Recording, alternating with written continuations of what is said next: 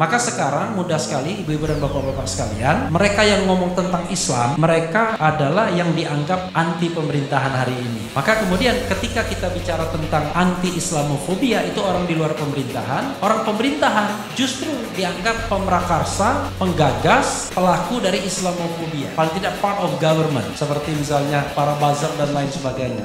Satu, memerangi korupsi, dan kedua oligarki. Jadi oligarki politik dan ekonomi ini justru membantai Pancasila dan Undang-Undang Dasar 1945. Jadi kalau ada orang yang pro oligarki, baik politik maupun ekonomi, itu dia mengangkangi Pancasila dan Undang-Undang Dasar 1945. Karena Pancasila dan Undang-Undang Dasar 1945 itu mengakui ajaran kedaulatan rakyat. Jadi yang musuh negara itu adalah mereka-mereka yang berkuasa tapi tidak amanah. Mereka-mereka yang berkuasa tapi korupsi. Mereka-mereka yang berkuasa tapi menjadi alat oligarki. Dan orang tersebut potensial untuk Islamofobia. Karena Islam dan masa Islam di Indonesia adalah masa yang potensial melawan itu semua. Korupsi, Islamofobia, oligarki, dan lain sebagainya.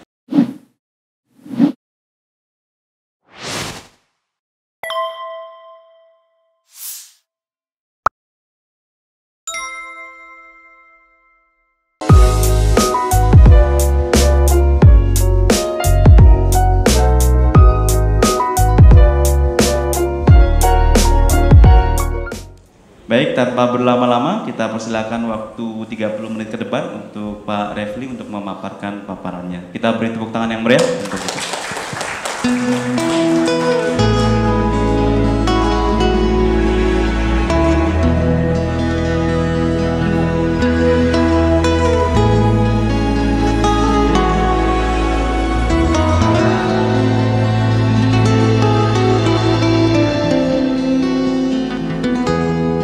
Ketika matahari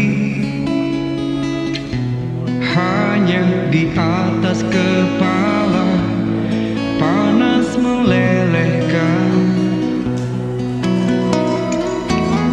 ketika keadilan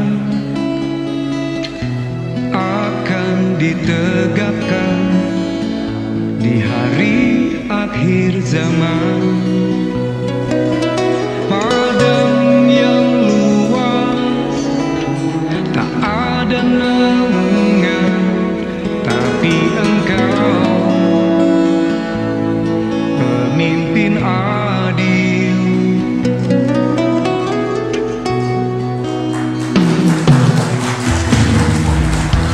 Setiap manusia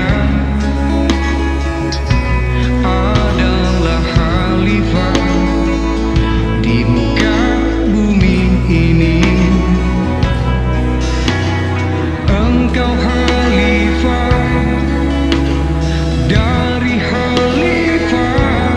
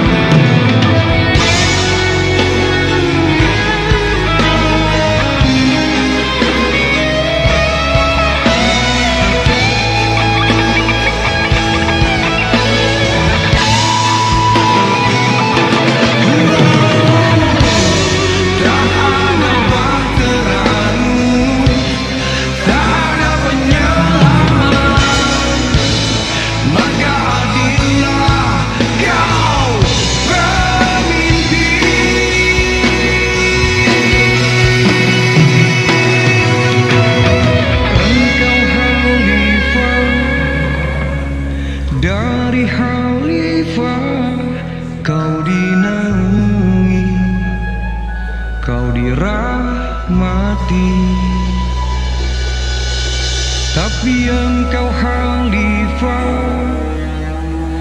dari khalifah kau dinaungi, kau diselamatkan.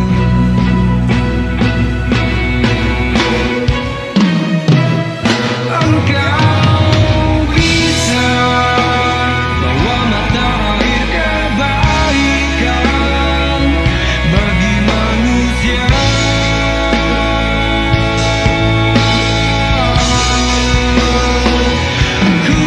Kuasamu juga bisa menenggelamkan umat manusia.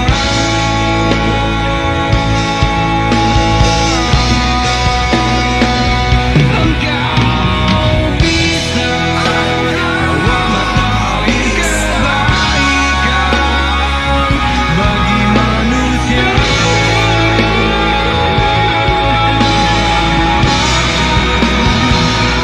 Kuasamu juga bisa menenggelamkan umat manusia.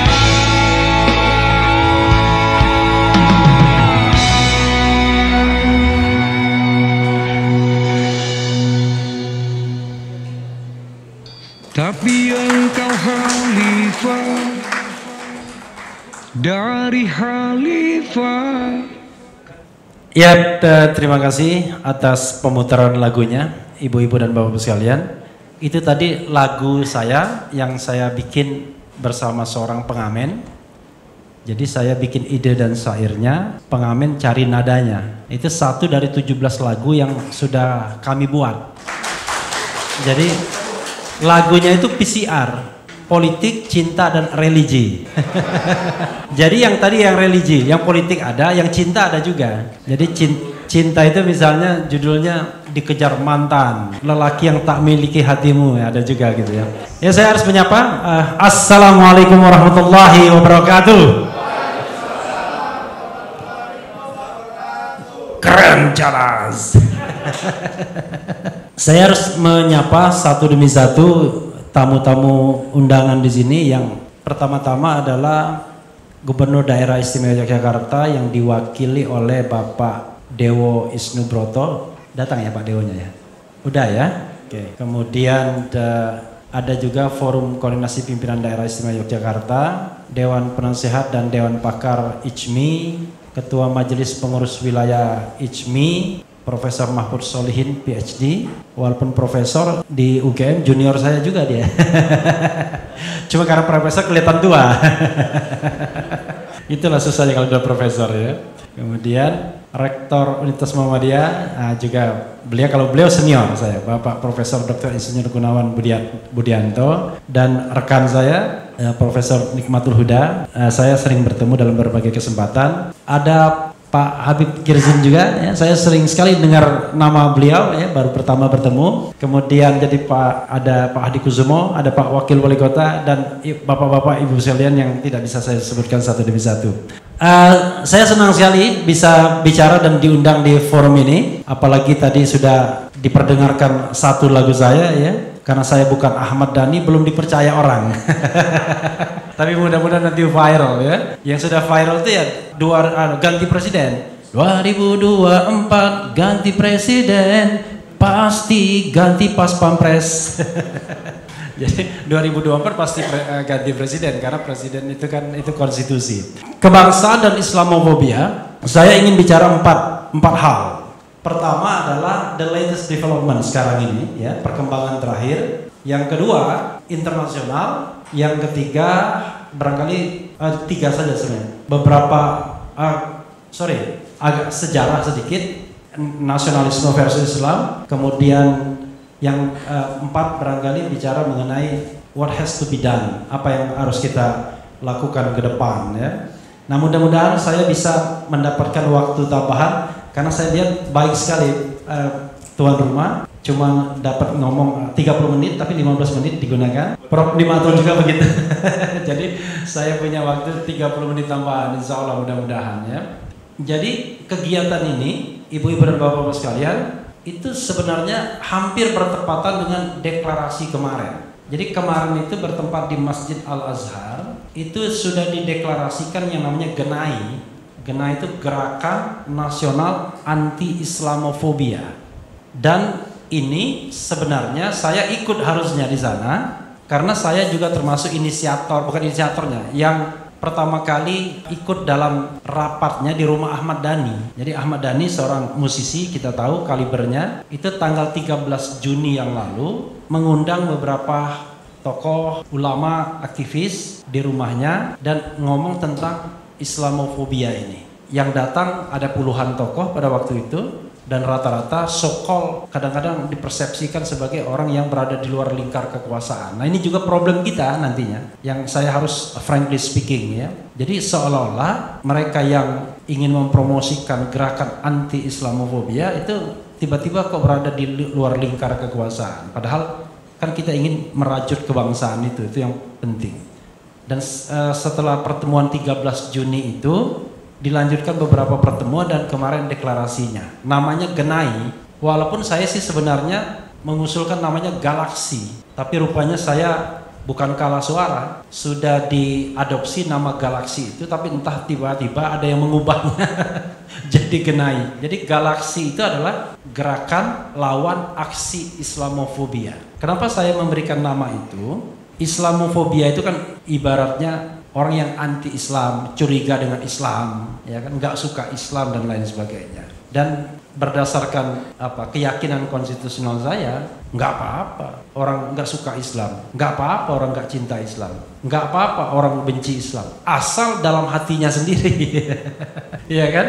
Tetapi once dia melakukan aksi, baik itu secara fisik seperti di India menyerang, di India kan begitu kan, maupun aksi intelektual, misalnya kekerasan verbal, baik melalui tulisan maupun melalui ucapan, maka disitulah sesungguhnya kita berpegang pada resolusi PBB untuk memerangi. Jadi bahasanya jauh lebih firm, yaitu war, jadi combat, jadi combating Islamofobia.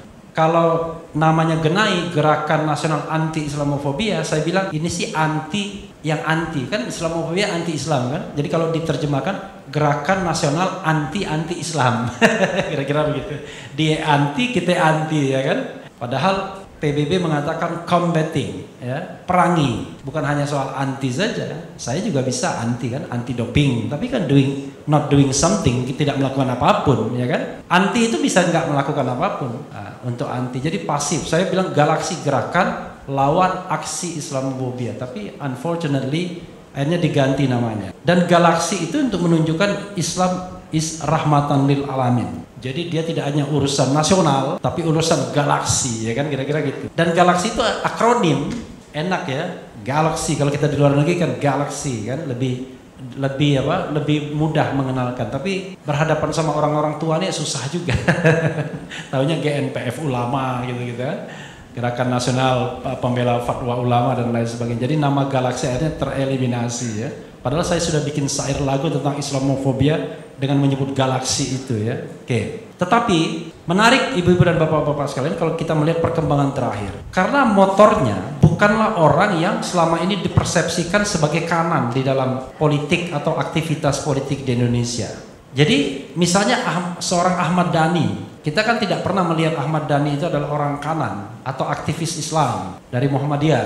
Enggak, ya kan? Kita mengenalnya sebagai seorang musisi, ya kan? Memang lagu-lagunya bagus, tetapi dia dikenal sebagai musisi dan bukan juga musisi seperti Opik. Dan kemarin yang mendeklarasikan itu, membacakan deklarasinya adalah namanya Ferry Juliantono. Ferry Juliantono itu adalah wakil ketua umum Gerindra yang sekarang menjadi sekjen dari Syarikat Islam. Tapi dia pun bukan tokoh kanan juga sesungguhnya. Jadi ada semacam kesadaran ya untuk katakanlah beragama, seperti ada arus yang berbalik. Di satu sisi kecenderungan Islamofobia tinggi, tapi di sisi lain ada kecenderungan orang-orang yang dulunya tidak memperhatikan Islam ya, baik sebagai keyakinan, sebagai tata nilai, sebagai arus tertentu di dalam politik Indonesia, itu tiba-tiba tertarik ke wilayah sana.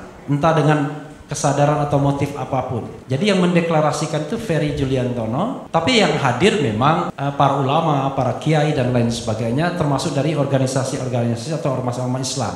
Ada dari Muhammadiyah, ada dari NU, dari Persis, kemudian organisasi-organisasi yang baru dibentuk seperti FPI, pejabat dan lain sebagainya dan lain sebagainya. Tapi unfortunately sekali lagi for the time being masih dianggap kumpulan orang-orang yang di luar mainstream kekuasaan hari ini. Yang kata pembela kekuasaan selalu bilang orang barisan sakit hati, kira-kira begitu ya. BSH, barisan sakit hati. Nah, itu perkembangan yang nanti akan saya bahas lebih lanjut. Dan di Indonesia kadang-kadang saya nyindir begini, ketika dunia internasional memulai untuk perang lawan Islamofobia, negara kita baru belajar atau lagi hot-hotnya untuk Islamofobia. Jadi seperti terbalik dengan perkembangan dunia. Walaupun perkembangan dunia tentu kan tidak genuine juga karena kesadaran, tapi karena geopolitik. Kita tahu sekarang, ibu-ibu dan bapak-bapak sekalian, Cina sebagai kekuatan ekonomi baru sangat menakutkan negara-negara barat, ya kan? Dan Cina punya aliansi Rusia, Iran, Korea Utara, itu negara-negara yang memiliki nuklir. Jadi tidak mungkin kalah kalau negara punya nuklir kalau perang. Karena apa? Menang jadi arang, kalah jadi abu kalau sudah pakai nuklir, ya kan? Karena itu negara barat seperti Amerika Serikat selalu mencegah negara-negara Islam terutama memiliki nuklir. Karena once punya nuklir, negara itu tidak bisa diirakkan, kira-kira begitu. Tapi kalau dia nggak punya nuklir, ya mudah sekali diirakkan atau mudah sekali dikuaitkan dulu ya, dan lain sebagainya dan lain sebagainya. Nah, kita ingat bahwa Samuel Huntington pernah bilang The Clash of Civilization, perang peradaban. Ada 4 peradaban di dunia ini yang katanya nanti di abad sekarang ini akan menjadi rivalitas. Peradaban Barat, ya, Amerika Serikat dan teman-temannya, terutama negara-negara Eropa Barat. Peradaban Hinduism diwakili oleh India, populasinya lebih dari 1 miliar. Confucianism diwakili oleh Cina, 1 miliar lebih juga penduduknya. Dan kemudian peradaban Islam. Jadi kalau seandainya sekarang ada penerimaan dari negara-negara Barat untuk perang melawan Islamofobia, sederhana, karena ini aliansi strategis saja. Kalau misalnya musuhnya 2, dunia Islam dan China, Confucianism, maka dunia Barat nggak untung, terlalu berat. Kalau dulu lawan yang dibuat dunia Islam, kan harus selalu ada lawan kan. Osama bin Laden, ISIS dan lain sebagainya. Padahal bagi negara barat seperti Amerika Serikat mudah sekali menyelesaikan ISIS, menyelesaikan Osama bin Laden kalau mau, karena mereka memiliki teknologi yang canggih. Bahkan Jenderal Noriega dulu dari Panama diambil aja, diciduk begitu aja dengan mudahnya. Apalagi sekarang pesawat-pesawat tanpa awak itu juga bisa mengintai kita di mana-mana. Jadi it is so easy. Apalagi kalau sudah menggunakan komunikasi, sadap menyadap dan lain sebagainya. Tapi kadang-kadang it could be possible, itu sengaja dibiarkan sebagai momok sehingga ada alasan-alasan untuk misalnya mempertahankan basis pangkalan-pangkalan militer di tempat-tempat tertentu, atau juga misalnya termasuk juga biaya-biaya atau anggaran-anggaran militer bagi negara-negara tersebut. Jadi ada persoalan di sana juga. Nah, tetapi ketika Cina sudah mulai menguat, ibu-ibu dan bapak-bapak sekalian, tidak menguntungkan memusuhi dunia Islam. Makanya ketika Rusia menyerang Ukraina, itu yang digandingkan simbol-simbol Islam kan. Ada pasukan Chechnya, kemudian statement Putin beberapa kali mengatakan Israel itu adalah the real terrorism dan lain sebagainya, yang membuat orang Islam di Indonesia kemudian agak bingung. Yang salah siapa, yang penjahat siapa, bingung ya kan. Padahal kalau menurut hukum internasional, ya yang salah Rusia, orang Rusia nyerang duluan, ya kan? Kan orang boleh membela diri. Prinsip Islam juga kan defense, bukan attack. Ini dia nyerang duluan dengan alasan macam-macam lah, ada kelompok macam-macam di situ, ada kelompok Nazi, kelompok Yahudi dan lain sebagainya. Tetapi intinya adalah under international law, ya yang salah Rusia, negara berdaulat kok diserang. Tetapi seperti halnya Irak dulu misalnya, ketika mau berhadapan dengan Amerika Serikat, rudal skatnya mampir dulu ke Israel agar mendapatkan dukungan. Jadi hal-hal seperti itu biasa dalam geopolitik internasional. Karena itu sekarang negara Barat tidak punya kepentingan untuk memusuhi Islam. Maka ketika Pakistan menyodorkan resolusi PBB untuk combating bukan terorisme, kemarin combating terorisme, combating Islamophobia, maka diterima dengan mutlak, suara mutlak. Hanya yang agak berkeberatan India. Kata India nanti kalau begitu orang akan besok-besok katanya combating Hinduisophobia, ya kan? Kemudian kelompok-kelompok yang itu. Jadi dia tidak suka kalau ada kelompok agama tertentu yang kemudian dijadikan judul resolusi itu. Nanti tidak hanya Islamophobia tapi Hindu juga minta begitu nanti. Yang lainnya juga minta begitu dan lain sebagainya. Tetapi memang permasalahan di dalam negeri India memang saat ini paling lagi gawat-gawatnya. Jadi tidak hanya Islamophobia dalam segi pemikiran, produk intelektual, tetapi secara fisik. Bahkan kebijakan-kebijakan yang diskriminatif. Anda tidak bisa banding di sana misalnya saat ini. Jadi luar biasa pokoknya. Jadi state terrorism betul. Jadi terorisme yang betul-betul disponsori oleh negara untuk menyerang Islam di India oleh partai yang berkuasa sekarang. Nah, itu gambaran internasionalnya. Kemudian kalau kita balik ke Indonesia, problem utama kita, ibu-ibu dan bapak-bapak sekalian, adalah problem yang terkait dengan hubungan antara nasionalisme dan Islam. Dari dulu begitu, yang kadang-kadang pasang surut. Padahal arus nasionalisme dan arus Islam itu sudah diselesaikan dengan Pancasila, termasuk juga misalnya mengubah ketuhanan dengan kewajiban menjalankan syariat Islam bagi pemeluknya dengan ketuhanan yang Maha Esa. Walaupun at the same time orang mengatakan, ketuhanan yang Maha Esa itu jauh lebih strong dibandingkan 7 kata itu. Kenapa? Kalau 7 kata just for Muslim population, ya kan? Karena kewajiban menjalankan syariat bagi pemeluknya. Nah, ini lebih strong lagi, ketuhanan yang Maha Esa saja for all people, all Indonesian people. Jadinya kan untuk seluruh Indonesia. Jadi nggak ada prinsip lain kecuali ketuhanan yang Maha Esa. Kalau kita ngomong apa adanya nggak berat memang, ya kan? Karena itu kita harus reinterpretasi Pancasila itu. Jadi sila pertama itu untuk menunjukkan bahwa Indonesia bukan negara sekuler. That's all. Jangan dibawa-bawa kemana-mana lagi, ya kan? Itu saja. Akhirnya komprominya di sana. Nanti sekarang ini kalau kita bicara mengenai kompromi Pancasila itu selesai dalam tataran menerima Pancasila sebagai ideologi negara, falsafah, pandangan hidup dan lain sebagainya. Dan selesai juga perdebatan di konstituante antara negara Islam, ya, menjadikan Islam sebagai dasar negara atau Pancasila. Sebenarnya pada waktu itu menang Islam dalam voting di konstituante, tapi tidak mencapai 2/3, sehingga tidak bisa diterima sebagai dasar negara. Karena untuk dasar negara votingnya harus 2/3.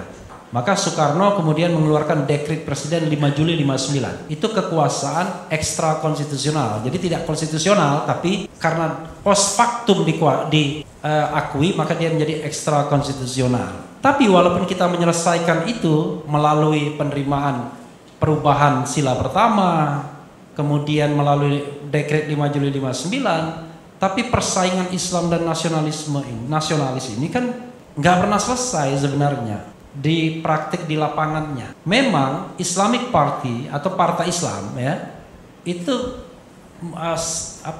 makin tidak populer, terutama setelah era reformasi. Terakhir coba bayangkan, 1 Partai Nasional yang nomor 1 PDIP, nomor 2 Gerindra dari segi suara, ya, bukan dari kursi.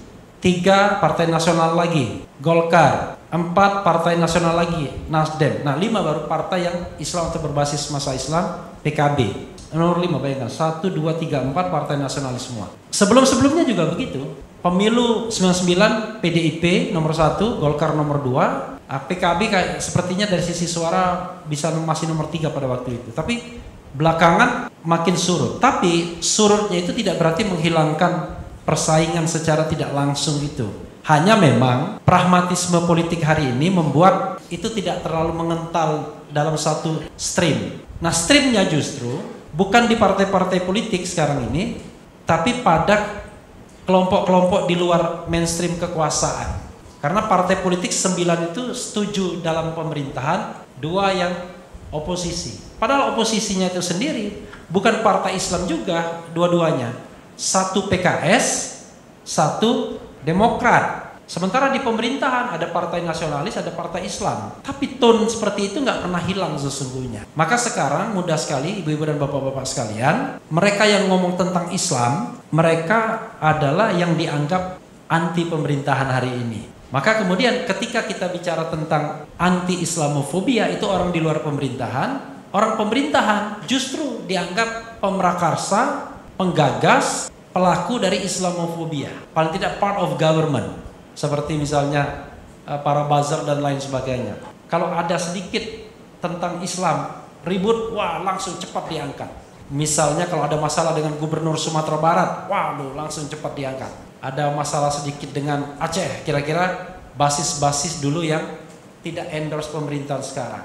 Maka kita bernegara nggak sehat jadinya. Pertanyaannya adalah, kenapa hal seperti itu terjadi? Kalau kita bicara tentang filsuf, ada filsuf yang mengatakan orang melakukan sesuatu itu karena digerakkan. Kalau Karl Marx, materi. Kalau yang siapa filsuf yang psikolog itu terkenal sekali, Sigmund Freud, kalau nggak salah seks. Tapi Bertrand Russell misalnya mengatakan karena kekuasaan. Jadi bisa jadi Islamofobia dan lain sebagainya yang kemudian bahasa turunannya radikalisme, ekstremisme, ya kan? Apalagi terorisme dan lain sebagainya, itu dimotivasi karena kekuasaan dan uang saja. Karena kekuasaan dan uang pasti harus berkelindan, kan? Gak mungkin orang berkuasa tapi tidak punya keinginan untuk menumpuk harta misalnya. Kalau seandainya motif-motifnya adalah motif yang katakanlah bukan motif mengabdi. Makanya salah satu judul lagu saya gini, ada pantun politik. Arjuna lepas panah, tak ada yang selamat. Jabatan oh amanat, tapi surga bagi penikmat. Jadi jabatan itu amanah, tapi surga bagi penikmat, ya. Jadi karena itu ke depan apa yang harus kita lakukan? Pertama, menurut saya, ya, kita harus kembali kepada asumsi-asumsi dasar bernegara kita. Pertama, tentu kepada Pancasila. Tapi kalau kita ngomong tentang Pancasila, ibu-ibu dan bapak-bapak sekalian, kadang-kadang terasa klise, ya kan? Ini gara-gara Orde Baru juga yang mendoktrin kita dengan Pancasila, sehingga ini barang nggak trendy. Padahal nilai-nilainya baik sebagai common platform berbangsa dan bernegara kita. Tapi bagi sebagian orang kadang-kadang, makanya kalau berpancasila jangan terlalu banyak sila ketuhanan katanya, ya kan? Kebangsaan dong, persatuan dong. Padahal yang namanya sila-sila Pancasila itu adalah satu kesatuan yang tidak boleh terpisahkan, sebuah rangkaian. Nah, dengan prinsip misalnya sila ketuhanan yang Maha Esa, nggak boleh ada Islamofobia. Tapi tidak boleh juga ada Kristenfobia, Hindufobia. Tidak boleh.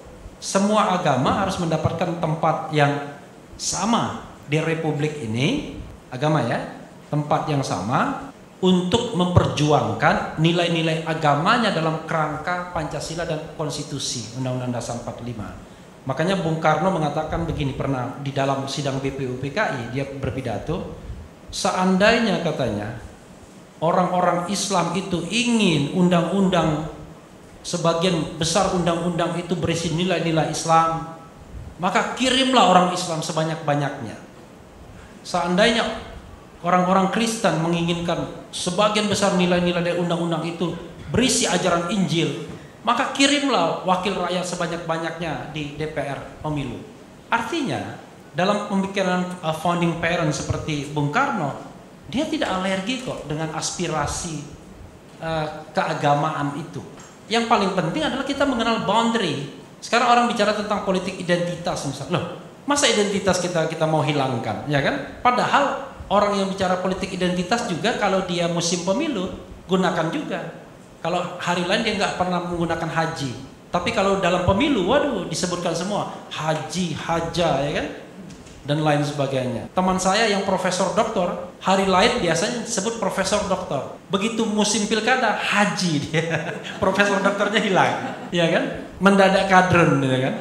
Nah, hal-hal seperti itu kita harus terima saja sebagai sebuah kenyataan sosial. Yang penting ada boundary-nya, ada batasnya. Boundary-nya apa? Ya Pancasila, NKRI boundary-nya. Jadi, kalau kita bicara tentang yang namanya pikiran dan hati nurani itu tidak bisa dibatasi at any circumstance dalam keadaan apapun, maka orang boleh berpikir apapun. Berpikir tentang negara Islam boleh, ya kan? Berpikir tentang Marxisme boleh, berpikir tentang komunisme boleh, mempelajarinya boleh. Yang nggak boleh, ya kan? Take it into action, ya kan? Itu. Kalau nggak boleh berpikir, mati kita, ya kan? Bagaimana kita tahu kalau Marxisme itu buruk kalau kita nggak pernah mempelajarinya, ya kan? Bagaimana kita tahu misalnya khilafah itu kurang dan lebihnya kalau kita tidak boleh mempelajarinya. Tapi kalau take it into action, nah itu lain persoalan. Karena akan berhadapan dengan boundary kita sebagai NKRI, Pancasila dan lain sebagainya. Karena itu kita harus open mind, kita harus terbuka, berani terbuka. Ngomong tentang agama itu biasa-biasa aja, ya kan? Kan sesuatu yang gifted. Saya tidak memilih berasal dari orang tua yang Islam, lahir begitu saja. Walaupun setelah dewasa bisa memilih, itu soal lain. Tetapi kan rata-rata kita kan Muslim by birth, karena kelahiran kan, bukan karena convert misalnya. Karena itu menurut saya, masa kita menghilangkan identitas kita sejak lahir ya. Nah, tetapi Islamofobia itu begitu dia, menurut saya, karena dia motif-motifnya kekuasaan. Dia ingin menghilangkan arus ini. Padahal the real threat kita hari ini, kalau menurut saya, satu, korupsi. Jadi corruption. Itu coba lihat. Kalau menjadi kepala daerah tidak korupsi, hebat, ya kan? Saya nanya misalnya berapa penghasilan kepala daerah? Ya misalnya semuanya, take home pay semuanya lah. Ya kira-kira 30 juta kata Bupati Kudus beberapa tahun yang lalu saya tanya. Bupati Wali Kota Payakumbuh kalau nggak salah ngomong begitu juga. Dan kalau saya tanya berapa kira-kira biaya kampanye, belasan miliar. It doesn't make sense, nggak masuk akal, ya kan? 30 juta itu setahun berapa? 360 juta, let's say 500 juta dikali 5 tahun baru 2,5 miliar, ibu-ibu dan bapak sekalian. Itu kalau disimpan uangnya, nggak dimakan. Padahal yang namanya wali kota, kepala daerah itu tiap hari orang datang minta sumbangan, ya kan? Pak, kami mau menangkan Bapak, kira-kira begitu. Karena itu kita banyak yang harus kita ubah, election kita juga kita ubah. Jadi banyak sekali PR-nya, not only Islamofobia, tapi hal-hal yang terkait dengan election juga perlu kita ubah. Tapi yang paling penting adalah kita punya pemerintah yang mau memerangi korupsi.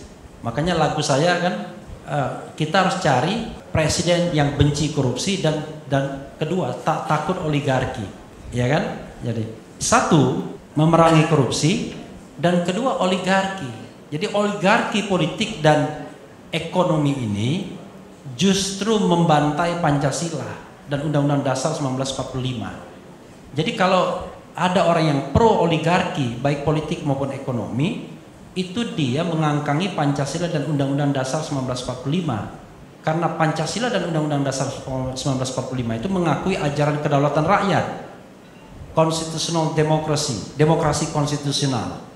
Jadi prinsip kedaulatan rakyat yang berdasarkan konstitusi. Nah, problem kita adalah oligarki ini ingin terus berkuasa. Salah satunya yang saya perjuangkan for the time being belum berhasil adalah menghilangkan presidensial threshold, ya kan? Coba bayangkan nanti kita akan diskusi dengan mahasiswa Fakultas Hukum siang nanti, bicara bagaimana MK. Saya sampai heran, hopeless, kemudian speechless, ya kan? Nggak bisa mikir. Kok bisa MK tidak menerima penghapusan presidensial threshold setelah melihat fenomena cebong, kampret, kadrun 2014-2019? Itu kan sumber perpecahan kita. Kenapa dia bisa pecah? Karena calon presiden itu di-grab oleh partai politik semua, tinggal 2 saja. Kalau bisa satu-satu itu. Tapi satu kan nggak boleh. Nggak boleh memborong semua partai politik sehingga hanya bisa 1 calon, nggak boleh. Karena itu minimal 2. Nah itu yang mau dipaksakan. 2 calon ini 2014 sudah, 2019 sudah. Nah 2024 kalau 2 calon lagi, pecah lagi masyarakat kita, cebong dan kampret. Sekarang kecepret sama kadrun, kira-kira gitu ya. Karena kecebong dan kampret sudah bersatu kan. Kemudian ditambah sekarang ada makhluk baru yang namanya kadrun. Karena kalau nggak ada musuh, the common enemy, maka orang bingung kan. Kita ini kan suka cari musuh biasanya, instead of bersatu begitu. Nah, salah satu sumber perpecahannya adalah presidensial threshold. Kenapa presidensial threshold itu dipertahankan? Karena para cokong dan oligarki ini ingin calon itu nggak banyak. 2 saja calonnya. Karena kalau banyak susah mengendalikannya. Kan cara mereka, don't put your money at the same basket. Jadi jangan, duit itu jangan ditaruh di satu calon saja, semuanya. Jadi siapapun yang menang, maka dia dapat, ya kan? Jadi dia terikat sama dia. Tapi kalau 5 calon, pusing juga di 5 calon, ya kan? Dan kalau 5 calon itu lebih sulit untuk dikendalikan siapa yang akan menjadi pemenang. Nah, ini kita berpikir demokrasi, berpikir Pancasila, berpikir konstitusi. Kok dianggap misalnya musuh negara, memecah belah? Ini kan nggak benar. Jadi yang musuh negara itu adalah mereka-mereka yang berkuasa tapi tidak amanah. Mereka-mereka yang berkuasa tapi korupsi. Mereka-mereka yang berkuasa tapi menjadi alat oligarki. Nah, itulah yang namanya, dan orang tersebut potensial untuk Islamofobia. Karena Islam dan masa Islam di Indonesia adalah masa yang potensial melawan itu semua. Korupsi, Islamofobia, oligarki dan lain sebagainya. Saya cukupkan di sini dulu ya. Nanti ini sekedar pancingan saja. Mudah-mudahan ada pertanyaan tajam dari peserta yang kita bisa eksplorasi lagi. Wassalamualaikum warahmatullahi wabarakatuh.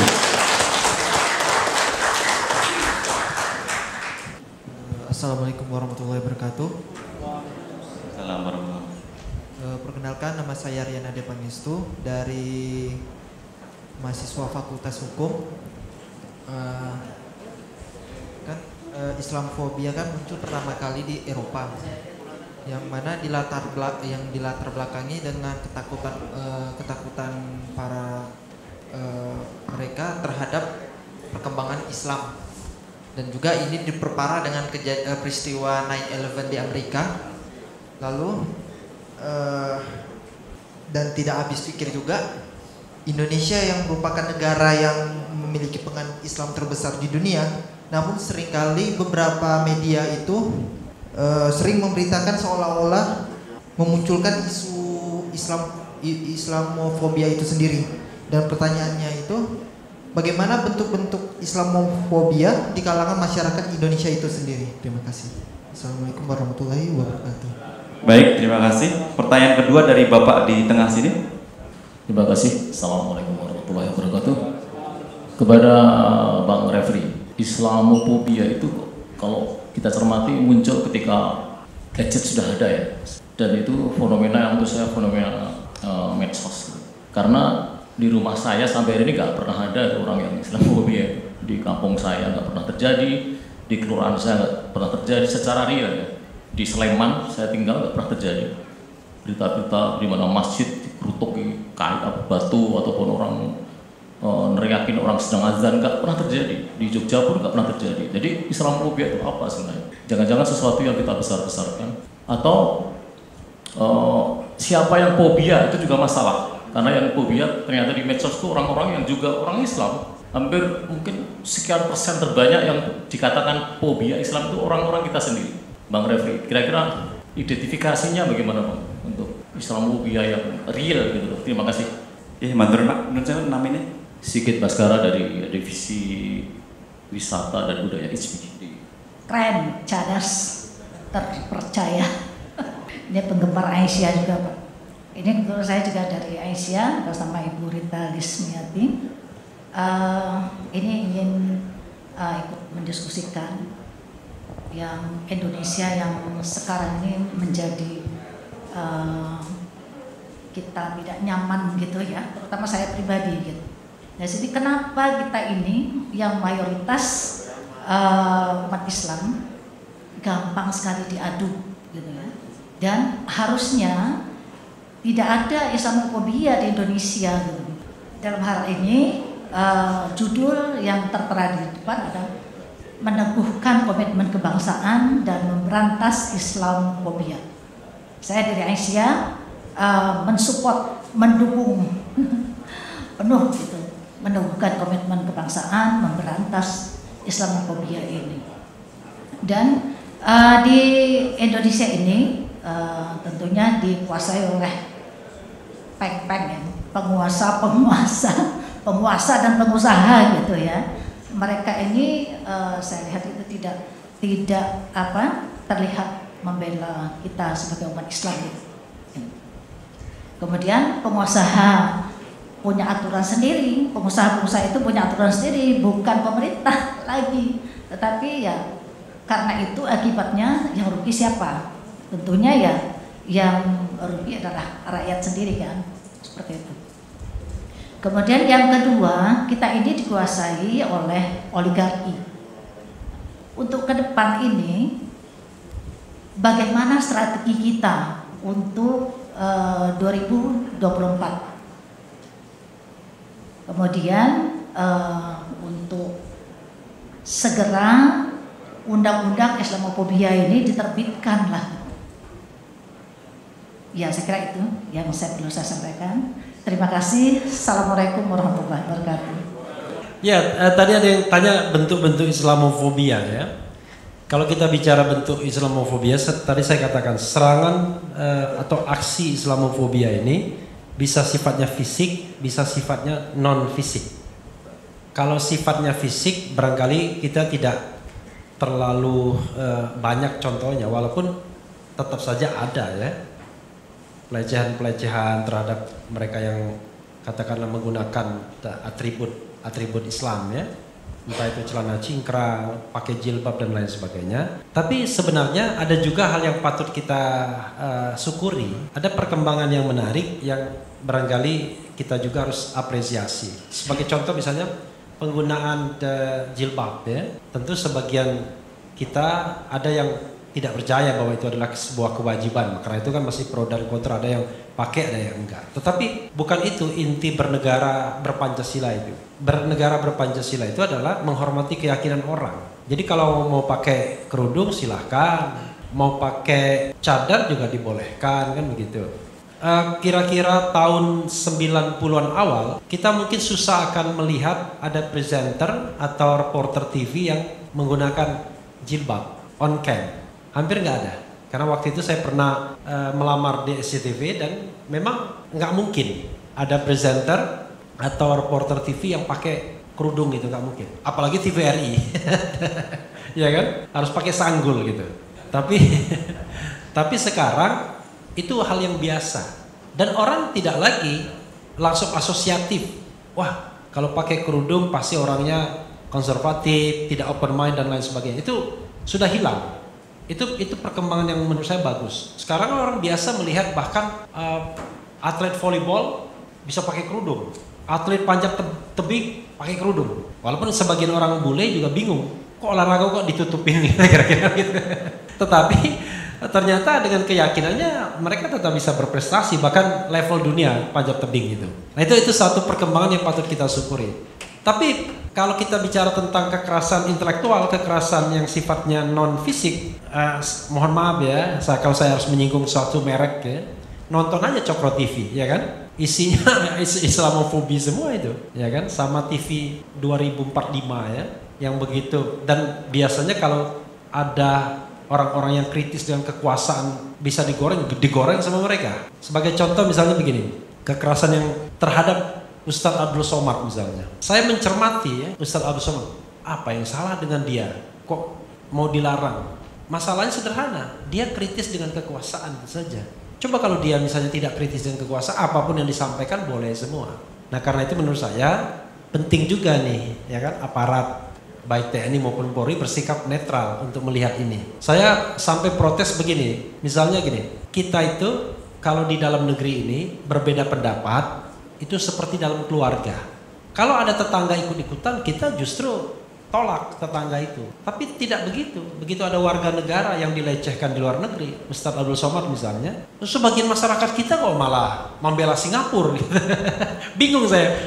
Orang itu bicara NKRI terus, tapi yang dia bela Singapura. Kan bingung kita. Perkara kita tidak sependapat dengan Ustadz Abdul Somad, tapi kalau ada negara lain memperlakukan warga negara Indonesia, mestinya kita stand buat mereka. Makanya heran, sampai Gatot Nurmantio heran, kok bisa kita warga negara kita diperlakukan seperti itu, malah sebagian yang so-called pendukung pemerintahan misalnya, kok malah membenarkan Singapura gitu. Ada nama yang tadi disebutkan Pak Rektor datang ke Singapura, kan katanya sambil foto-foto dia untuk mengatakan dia nggak ada masalah ke Singapura. Loh, ini kan menunjukkan bahwa saya diingatkan oleh Oh, yang mengingatkan Prabowo sama Jenderal Agung Gumelar, Legend Agung Gumelar. Yang membuat Indonesia lemah salah satunya adalah kekuatan asing itu selalu ingin memecah belah kita. Kan begitu? Cuma tafsirnya beda-beda. Yang memecah belah itu orang yang kritis dengan kekuasaan dia akan memecah belah. Padahal Abu Janda CS itu jauh lebih memecah belah dia. Yang dia bela itu paling cuma 1-2 orang ya kan, kayak penguasa kan biasanya kan. Tapi yang dia hina itu banyak sekali ya masyarakat Indonesia. Misalnya demo 212, ya kan? Misalnya ya, saya nggak pernah ikut demo loh. Yang ikut demo, misalnya, saya mengatakan, langsung dimaki-maki saya ya sama kelompok itu. Gini, bagaimana kita menggunakan sebuah fenomena menjadi kekuatan sosial kita, baik nasional maupun internasional. Saya bilang 212 itu kalau dijadikan festival, it could be possible menjadi the largest Muslim festival in the world, ya kan?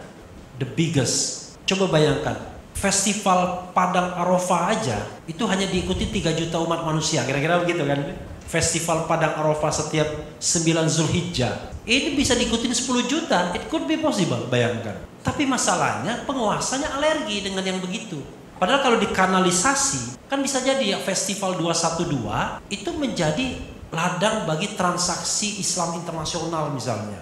Jadi ada bazar, ya betul-betul festival Islam. Saya kira kalau dibegitukan mau mereka. Sekarang ini kalau heavy-nya kekuasaan, karena sederhana itu kan hukum Archimedes saja. Kalau kita ditekan, kalau kita menekan akan ada balik ininya kan.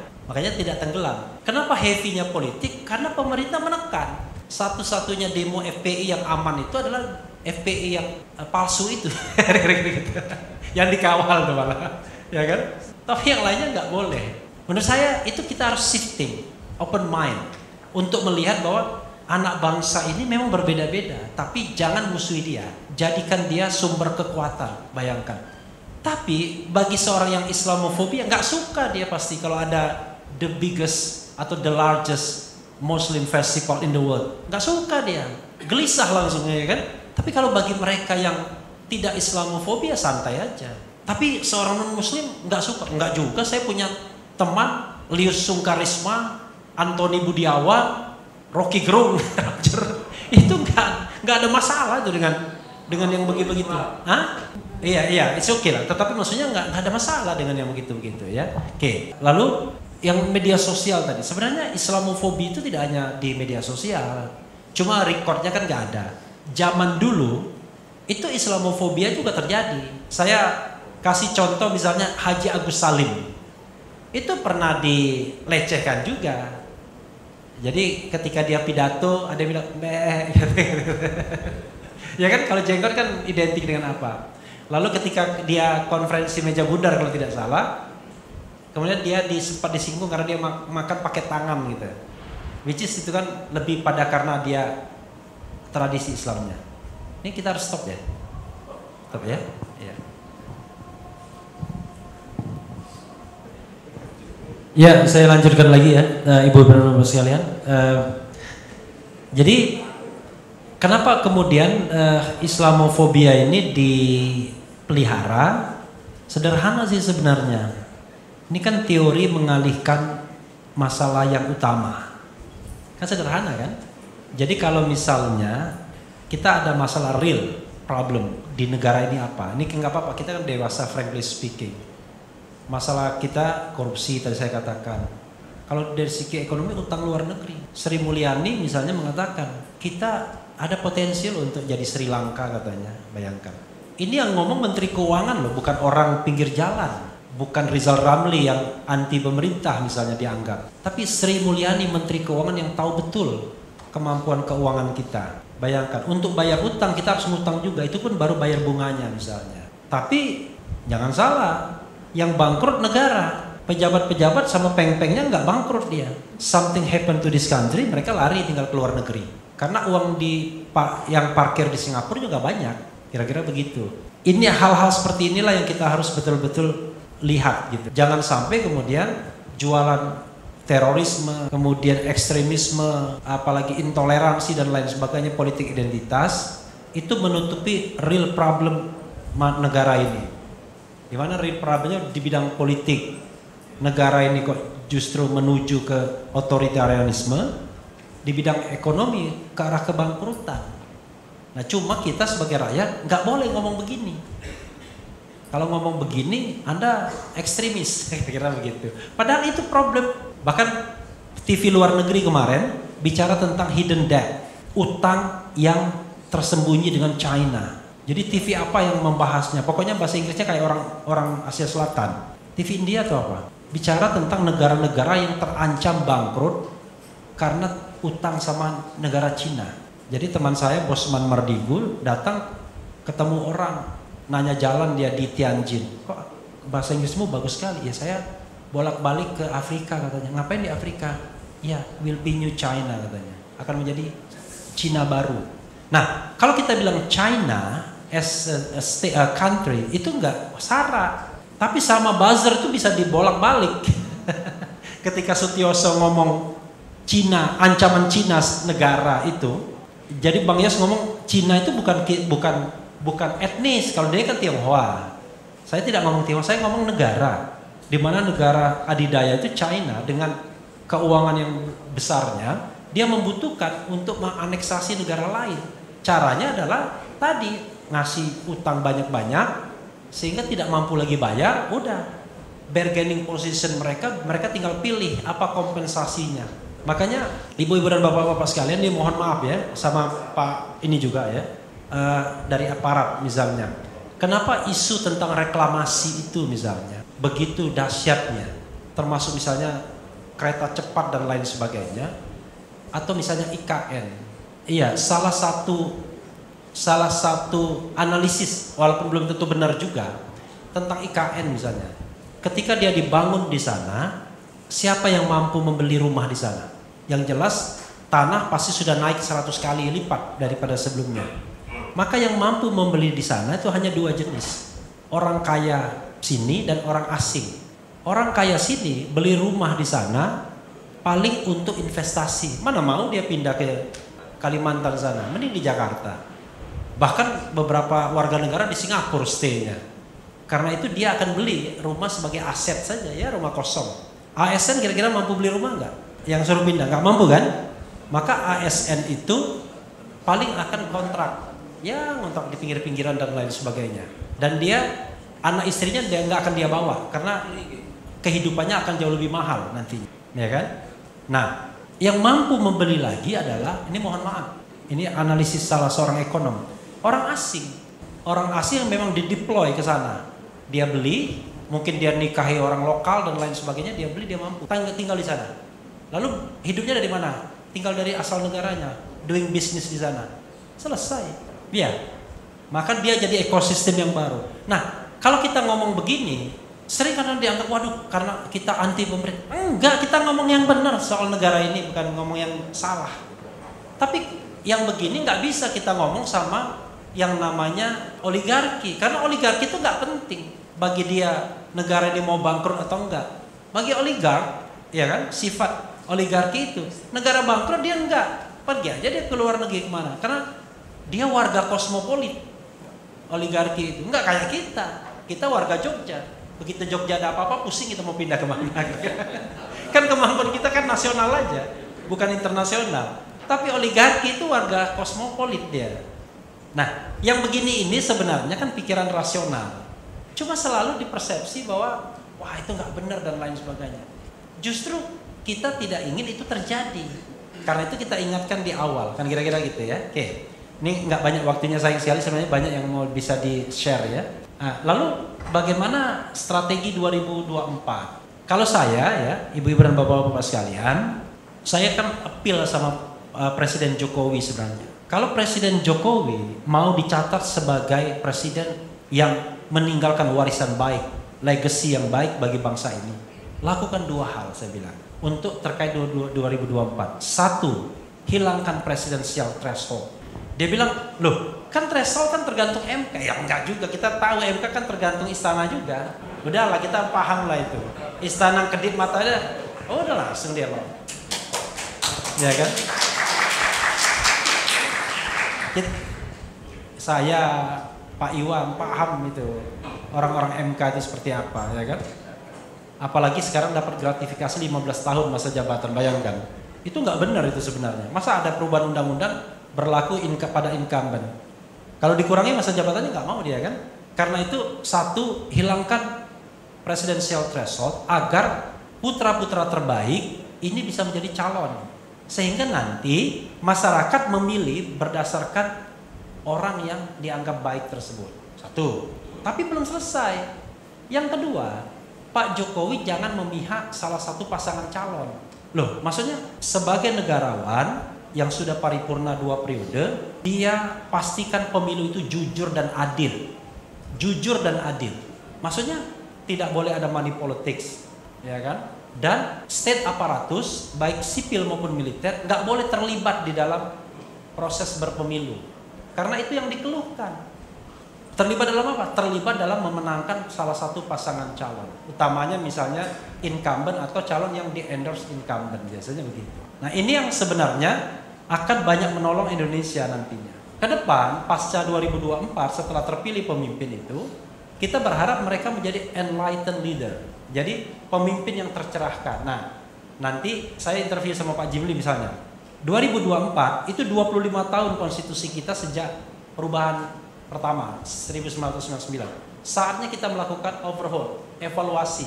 Mana yang harus kita perbaiki, mana yang enggak. Kritik Pak Jimli yang saya sampaikan juga. Misalnya gini, kita mengaku kita ini negara demokrasi, tapi prakteknya feodal, kerajaan. Kan begitu? Coba you name it, ada nggak kira-kira partai politik yang demokratis? Nggak ada. Siapa calon dari partai Pak? Tergantung ketua umum, ya kan, bayangkan. Bayangkan, calon pemimpin negara di 270 juta penduduk ini hanya ditentukan oleh ya 5-6 orang saja. Tergantung Bu Mega, kemudian Pak Jokowi 2, Surya Paloh 3, kemudian SBY 4, kemudian siapa lagi? Prabowo 5. Itu saja yang signifikan. Ya kan? Yang lainnya kan follower aja sebenarnya. Ya kan? Yang lainnya kan nggak menentukan. Itu aja. Ya, JK tambah 6. Tambah lupa Luhut juga ya. Akhirnya nyebut juga. Iya, jadi bayangkan. Nah, itu negara yang tidak demokratis karena ditentukan oleh elit, sedikit orang saja. Bayangkan. Wah, kalau Anda mau jagoan siapa, misalnya jagoan kita, wah siapa gitu. Kalau tidak dicalonkan oleh mereka ini, 6 orang, 7 orang ini nggak akan bisa. Nggak akan jadi. Karena tadi slottingnya itu maksimal hanya 4 pasangan calon slottingnya kalau MK tidak mengubah presidensial threshold. Dari 4 pasangan calon ini bisa diperas jadi 2 pasangan calon saja. Gitu, head to head. Katanya untuk mempermurah biaya pemilu. Enggak, untuk mempermurah biaya konglomerat, biaya oligarki agar dia bisa memastikan siapa yang menang. Saja. Wassalamualaikum warahmatullahi wabarakatuh. Iya, Ibu dan Bapak sekalian, terima kasih ya. Saya pribadi ingin ada surga di bumi ini. Maka saya dan kita semua harusnya berbuat yang baik bagi negara ini. Dan yang tidak baik harus kita lawan. Tapi dengan cara yang konstitusional. Gitu. Yang kedua, saya pribadi ingin ada surga bagi saya di akhirat kelak. Karena itu saya harus berbuat bagi agama saya. Kira-kira begitu. Nah, konsep Islam ini yang baik vertikal maupun horizontal memang sering bertabrakan dengan kepentingan-kepentingan pihak-pihak tertentu. Padahal seorang muslim rasanya nggak mungkin kan hanya dia berpikir vertikal saja, tidak horizontal.